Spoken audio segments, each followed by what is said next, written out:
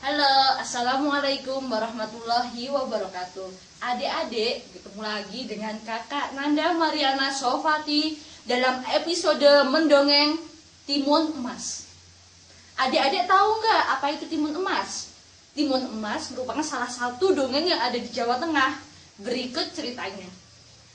Dahulu di Jawa Tengah ada seorang janda setengah baya, Mbok Rondo namanya. Pekerjaannya hanya mencari kayu di hutan. Sudah lama sekali Mbok Rondo ingin mempunyai anak. Tetapi dia hanya seorang janda miskin, lagi pula sudah tua. Mana mungkin ia mendapatkan seorang anak.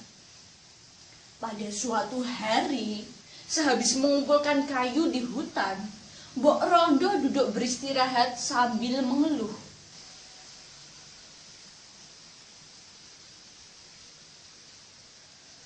Seandainya aku mempunyai anak, pasti beban hidupku akan berkurang. Karena ada yang membantuku bekerja. Tiba-tiba tanah bergetar, seperti ada gempa bumi. Tidak berapa lama kemudian, di depan Mbok Rondo ada seorang raksasa bertubuh besar dan wajahnya menyeramkan. Mbok Rondo takut melihatnya. Ia mundur beberapa langkah. Wahahaha. Wahahaha. Jangan dekat-dekat aku. Aku takut. Kau takut kepadaku?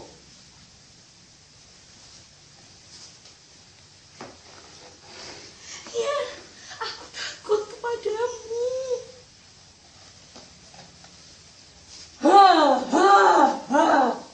Siapa sudi memakanmu? Kau sudah tua, dagingmu tentu sudah alot. Aku tidak mau makan dagingmu. Lalu, apa maumu? Aku telah mendengar keluh kesahmu. Bukankah kamu menginginkan anak? Benar. Dari mana kau tahu?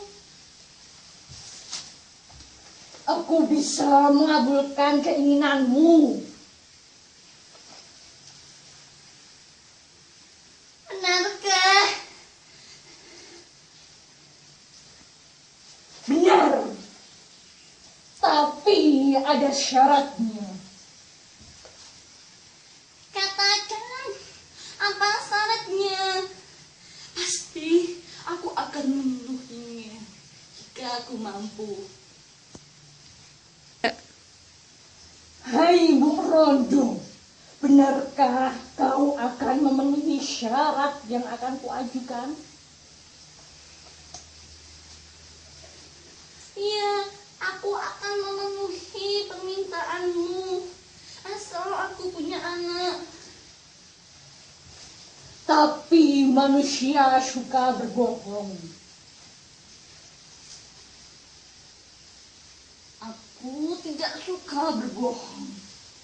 Katakan saja apa syaratnya. Akan aku penuhi.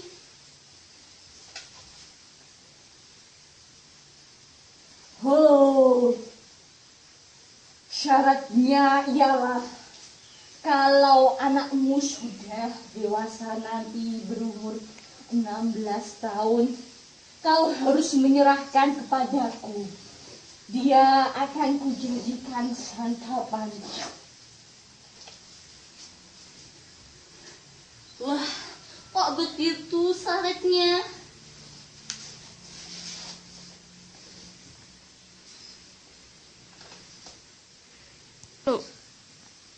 Tapi karena begitu inginnya dia punya anak, Mbok Rondo tidak berpikir panjang lagi.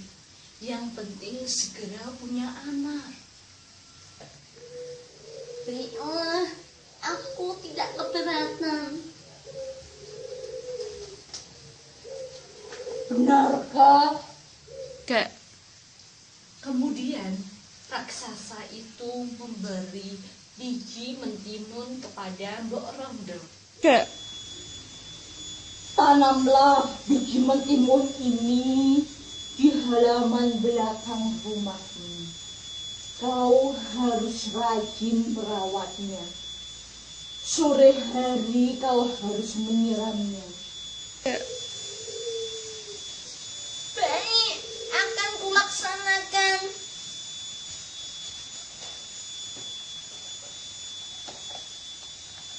Ingat, jangan lupa janjimu.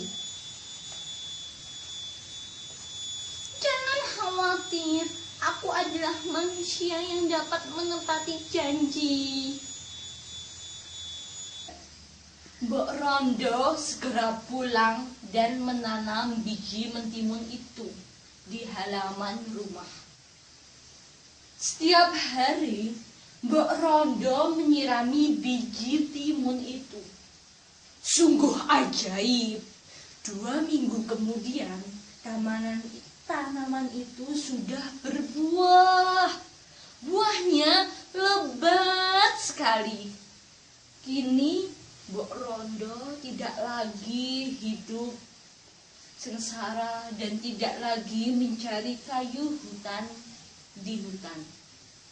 Ia membawa timun-timun segar ke pasar di desanya. Hasil penjualan timun bisa untuk memenuhi kebutuhan sehari-hari. Bahkan ia bisa membeli beberapa pakaian yang baru. Taraf hidup Mbok Rondo kini semakin meningkat. Tidak lagi miskin. Rumahnya semakin bersih dan banyak perabotan yang dibelinya berkat menjual timun. Suatu hari, ketika ia pergi ke kebun timun di belakang rumahnya, dia kaget. Di antara sekian banyak buah mentimun yang tumbuh, ada satu buah timun yang sangat besar. Warnanya kuningan. Kalau tertimpa sinar matahari, buah itu berkilauan seperti emas. Mbok Rondo sangat tertarik terhadap buah mentimun yang besar itu. Hah?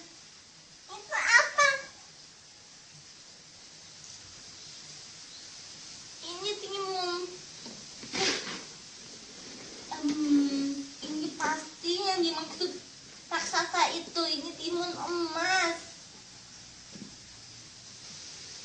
Ia memetiknya dan membawa timun emas itu pulang ke rumahnya.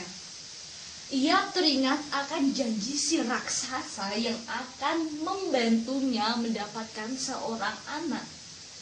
Dengan hati-hati, ia memondong timun emas sampai di rumahnya. Mbok Rondo ragu-ragu akan ia apakan timun ini. Sebentar kemudian, ia ke dapur, mengambil pisau dan membelah buah itu. Lalu ia membukanya dengan hati-hati. Hatinya berdebar-debar. Sungguh ajaib. Ternyata ada seorang bayi perempuan yang mungil dan cantik. Bayi itu mengeluarkan tangis, tapi tidak terlalu keras. Mbok Rondo segera menggendongnya. Ketika dalam dekapan Mbok Rondo, bayi itu langsung diam. Dalam hatinya, Mbok Rondo bergumam, ternyata raksasa itu tidak berbohong. Sekarang aku bisa dari anak perempuan. Aduh, senangnya hatiku. Mbok Rondo sangat gembira.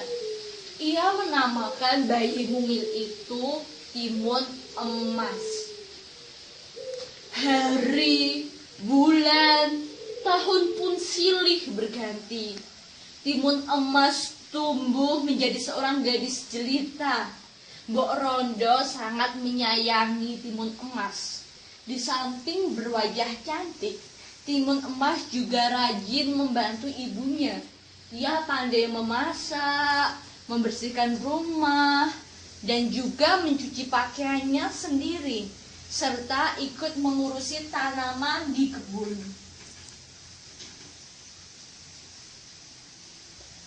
Pagi itu sangat cerah.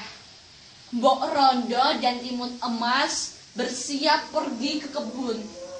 Baru saja hendak melangkah keluar rumah, tiba-tiba terdengar suara keras.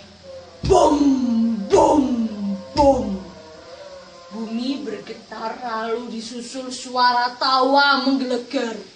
Mbok Rondo cepat-cepat menyuruh Timun Emas masuk ke dalam rumah dan bersembunyi ke kolong tempat tidur.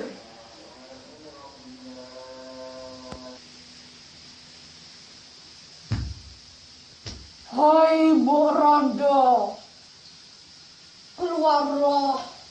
Aku di sini menagih janjimu. Ha ha ha. Adik-adik, apa yang terjadi dengan Mbok Rondo? Beginilah cerita selanjutnya. Gemetar seluruh tubuh Mbok Rondo, tapi ia kuatkan untuk menemui raksasa keluar rumahnya. Bagaimana Mbok Rondo? Apakah kau siap menyerahkan anakmu? Aku tahu kedatanganmu kemari untuk mengambil Timun Emas. Berilah aku waktu 2 tahun lagi. Kalau Timun Emas aku berikan sekarang, tentu rasanya masih tidak enak.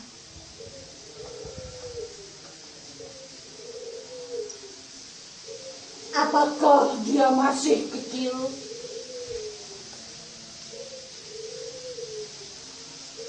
Benar, dia masih terlalu kecil untuk dimakan.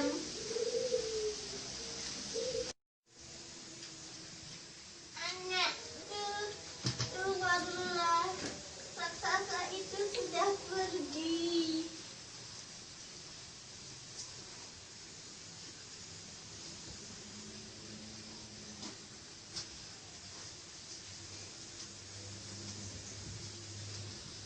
Iya Bu, rupanya raksasa itu menginginkan anakku ya Bu.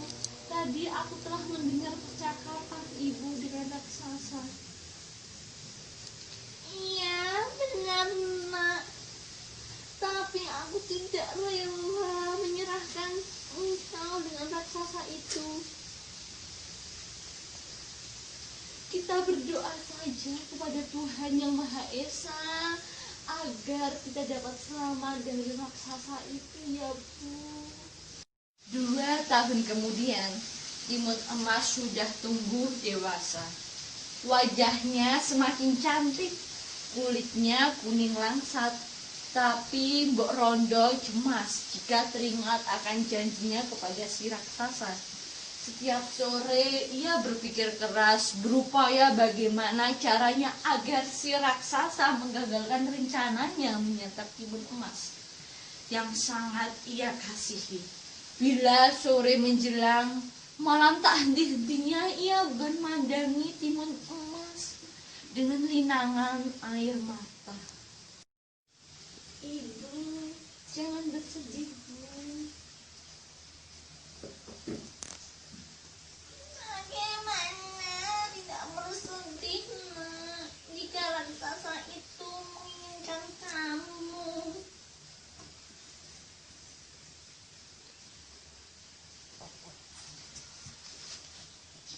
Kita berdoa saja kepada Tuhan Yang Maha Esa agar selalu diberi keselamatan. Iya, anakku. Mbok Rondo prihatin. Kini ia sering mendekatkan diri kepada Tuhan Yang Maha Esa dengan cara berpuasa, berdoa, dan mengurangi tidur. Malam hari, setelah Timun Emas tertidur lelap, Mbok Rondo masih memikirkan matanya dan memohon kepada Tuhan agar anaknya diberi keselamatan. Seringkali ia tertidur dalam posisi berdoa karena kelelahan. Pada suatu malam, ketika Mbok Rondo sedang tidur, ia mendengar suara gaib dalam mimpinya.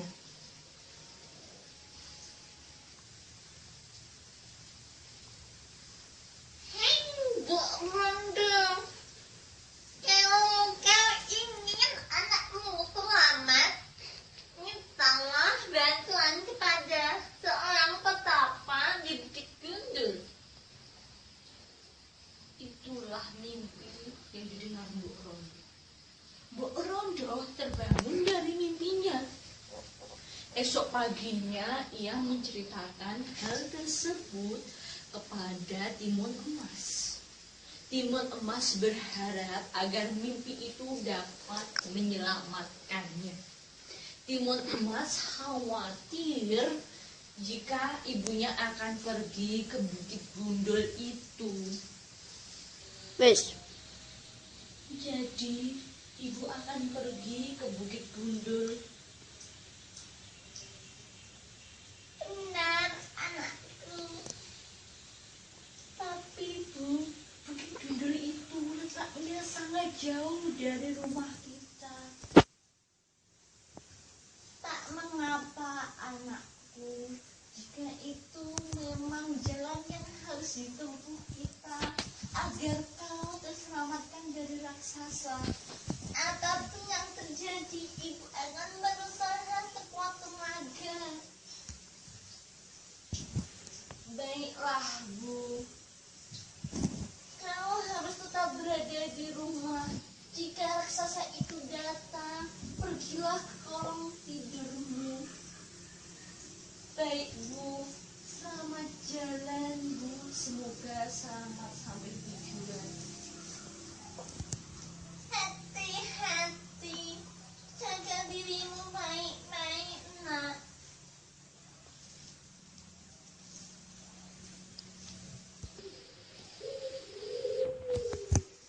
Demikianlah Mbok Rondo pergi ke Bukit Gundul.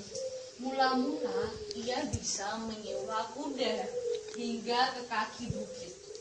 Tapi untuk naik, ia harus terpaksa berjalan kaki. Susah payah ia mendaki karena usianya sudah lanjut. Ia akhirnya sampai ke tempat pertapaan juga. Sebuah gua besar. Kanan kiri pintu masuknya dipenuhi aneka macam tanaman bunga yang tumbuh dengan sendirinya. Ia masuk ke dalam gua. Di sana, ia bertemu dengan seorang laki-laki tua yang sedang bertapa. Pakaian lelaki itu serba putih. Seluruh rambutnya juga telah memutih.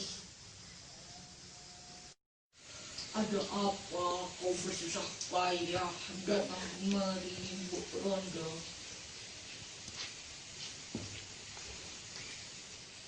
Aduh, Eyang, mohon ampun.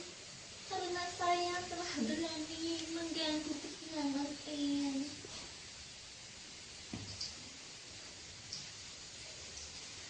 Jangan sungkan. Katakan saja apa masalah yang membuatmu bersedih. Saya mempunyai anak perempuan. Mbok Rondo lalu menceritakan segala peristiwa yang telah dialaminya, termasuk perjanjiannya dengan raksasa.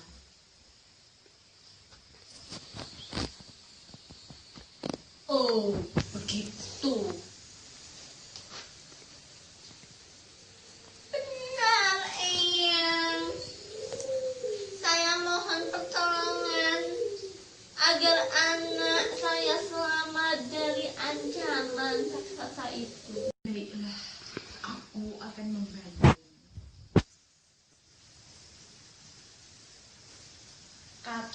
si Pertapa yang kemudian bangkit berdiri, melangkah ke bagian dalam goa yang dihuninya. Karena bagian dalam itu terlalu gelap, Mbok Rondo tidak bisa melihat Pertapa itu lagi. Tidak berapa lama kemudian si Pertapa muncul lagi dengan membawa 3 buah bungkusan kecil yang isinya biji timun, jarum, terasi. Mbok Rondo menerimanya dengan rasa heran. Sang Pertapa menerangkan rahasia khasiat benda-benda itu.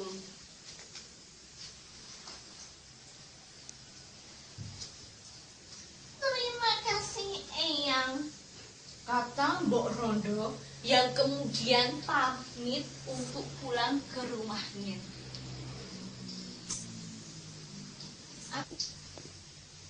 Sesampainya di rumah, ia menceritakan perihal pemberian Pertapa itu kepada Timun Emas.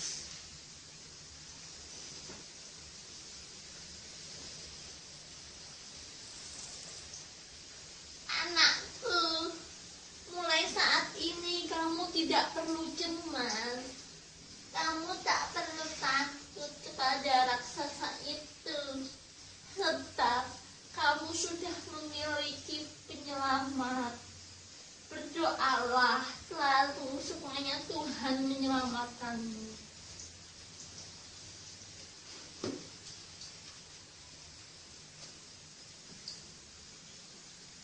Terima kasih, Bu. Terima kasih, Bu. Aku juga tidak mau berpisah denganmu.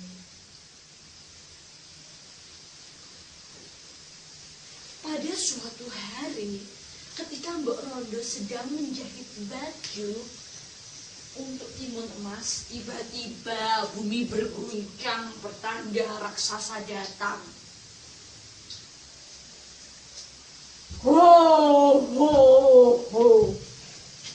Mbok Rondo, keluarlah kau. Tentu saja Mbok Rondo kaget, tidak menyangka si raksasa datang dengan cepat itu. Cepat-cepat dia menghampiri Timun Emas. Diambilnya bungkusan pemberian Sang Pertapa, kemudian diberikan kepada Timun Emas.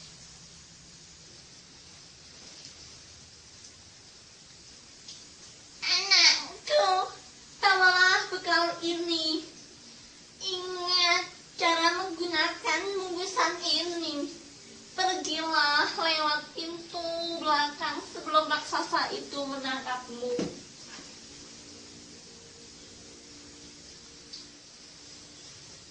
Baiklah, Mbok. Timun Emas segera berlari melewati pintu belakang.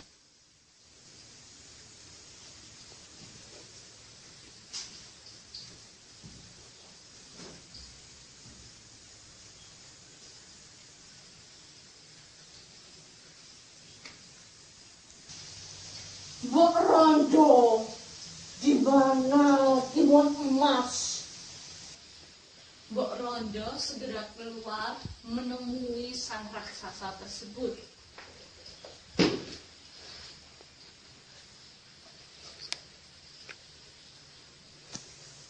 Di mana Timun Emas? Ayo cepat serahkan dia padaku. Aku sudah sangat lapar. Kata raksasa itu dengan suara menggelegar. Baiklah, akan kubawa dia keluar. Kata Mbok Rondo sambil melangkah masuk ke dalam rumahnya. Saat kemudian, wajah Mbok Rondo murung. Maafkan aku, raksasa. Timun Emas ternyata sudah pergi.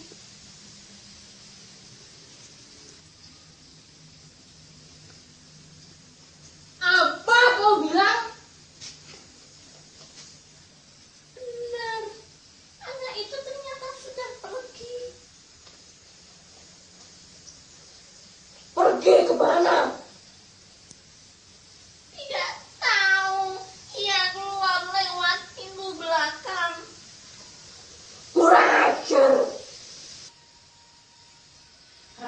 raksasa itu segera bergerak ke belakang rumah. Samar-samar ia dapat melihat timun emas yang sedang melarikan diri. Tanpa berkata-kata lagi, si raksasa langsung mengejar timun emas.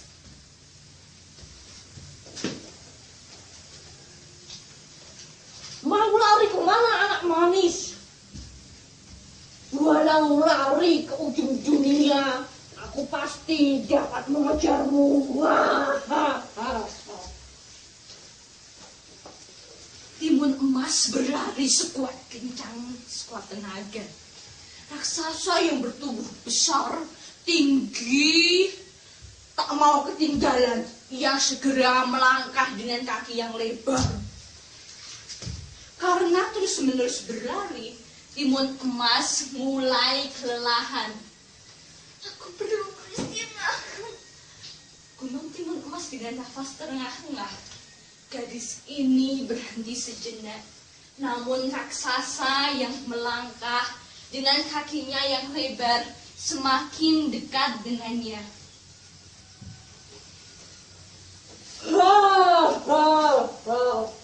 Mau kemana kau anak manis? Dalam keadaan terdesak, timun emas teringat akan bungkusan pemberian sang pertapa. Dengan cepat ia taburkan biji mentimun di sekitarnya. Sungguh ajaib, mentimun itu langsung tumbuh dengan lebat. Buahnya besar-besar. Raksasa itu berhenti ketika melihat buah mentimun terhambat di hadapannya.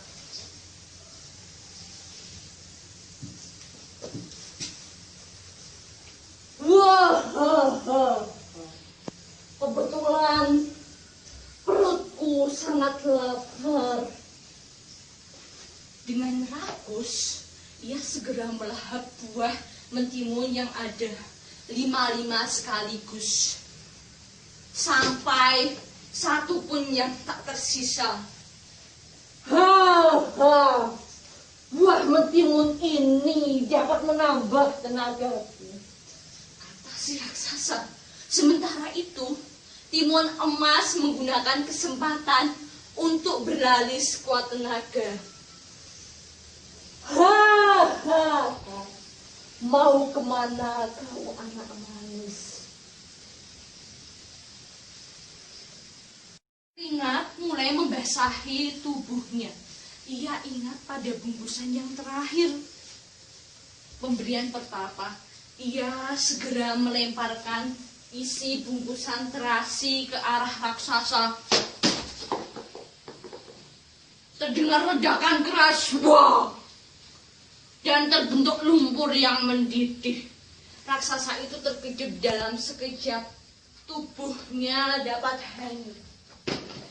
Tolong!